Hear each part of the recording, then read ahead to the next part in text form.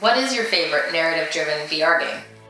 Once again, The Invisible Hours has to be at the top of my list. You really are a fly on the wall in this game, as all you do is follow and watch all the guests in the house. For this reason, the story had to be of very high quality, and it certainly is. The most impressive thing is how each person's story overlaps each other. You think you have a good idea of who each person is, but on closer inspection, clever truths are revealed. Even only one revelation can drastically change how you have perceived others so far. I can't imagine how long it must have taken to write the script for this game, but when so much time and effort has gone into that element of a game, it has to be my number one story in a VR game. So my favorite narrative-driven VR game is always a really hard toss-up for me.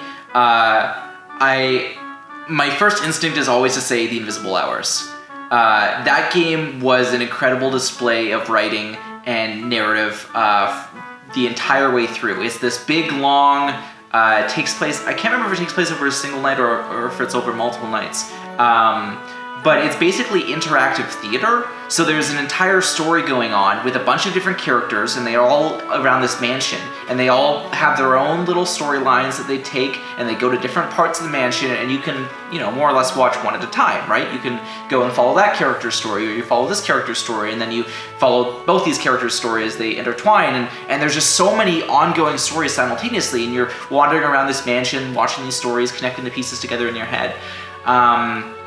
It's not like a game because it's not super interactive. There's not like puzzles for you to do, and there's not really like stuff for you to do other than like move around and follow the story. But as a VR experience, watching these acts play out in real time, right in front of me, it was very much like being in a theater and like watching a stage play go on. And it's not just that, but you can roam around on the stage, and you can go up next to the characters, and you can follow the storylines you want to follow. It's just an incredible display of story from Tequila Works. I always say that one first because that's the first one that comes to my mind. But it's a hard toss-up for me between Invisible Hours and virtual reality. Because virtual reality has so much more interaction. It's a full-fledged narrative VR adventure, and there's just such a loving story there that's really fascinating to me. It's about virtual reality in some ways. It's about the kind of future technology and about the way we relate to technology and the way we relate to virtual reality itself. There's lots of in-jokes for people that are familiar or fans of virtual reality. There's like there's a scene where there's just this big hologram whale, just like you saw with Magic Leap or some of the early Oculus stuff, or the blue. It's very much like a VR trope, and virtual reality is really kind of like a love letter to VR and those kinds of sensibilities and what we find interesting in terms of interaction and in terms of story. And it's more interactive than something like Invisible Hours, so I really like both those experiences. Are really memorable to me. My favorite narrative-driven VR game, that has to be Resident Evil 7 for sure. I mean, once again, so interesting to see how the story progresses and how your opinion changes. First of all, hating the bakers, thinking these are the hillbillies, the enemies, then empathizing with them, seeing that they had no choice, they're actually loving and caring, and also seeing how blinding love can be. Being in love definitely can mess you up and make you do crazy things. For me, it'd be Resident Evil 7. Going into that creepy and disgusting mansion filled with a crazy family makes for a story like no other in VR. And when you combine that with the intense gameplay and realistic environments, it really immerses you in that world. It also makes your heart beat twice as fast.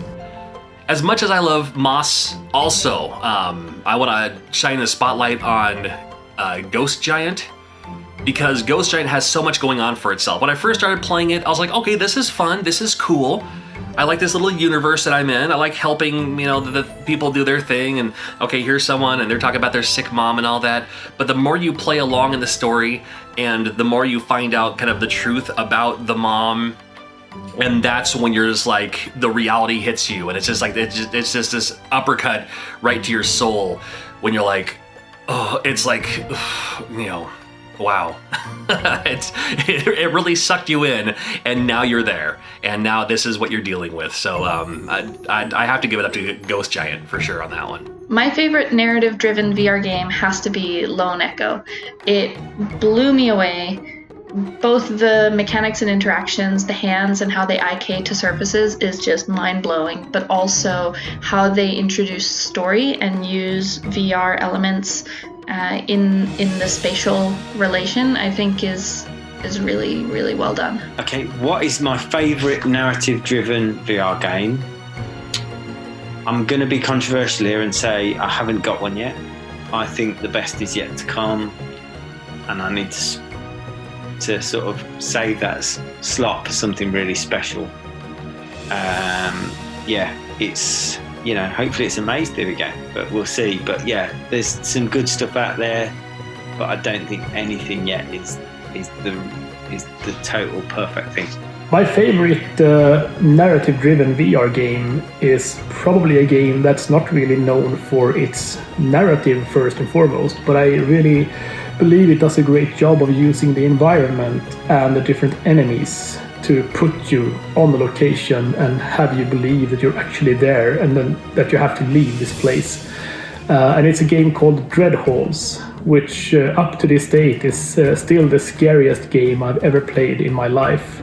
And part of that has to do with how it uses the environment with this mystic surroundings and the different statues and the writing on the walls that you can see here and there. So it does a great job of putting you inside the game and keeping you curious all the way.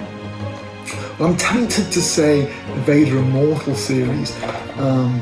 I quite like Star Wars. I'm not the biggest Star Wars fan, but I do like it. So to be in that world that's been created with such incredible production values is a pretty special experience. I think it's the second time you meet Vader when he's standing in front of you and you've got no weapons, and you know from the films what Darth Vader can do with his dark side skills and abilities and his kind of crazy hand. You're in trouble, and that feeling is pretty powerful. The threat is definitely real and there in VR. It's all around you. But whilst I'm tempted to say that, I think my favourite narrative-driven VR game is Paper Beasts. A game that doesn't have any VO, but you learn the game through the world, through just being in the world and interacting with the world. And I think the way that you care for the animals in that world is probably more than you do in any other game, or for me personally.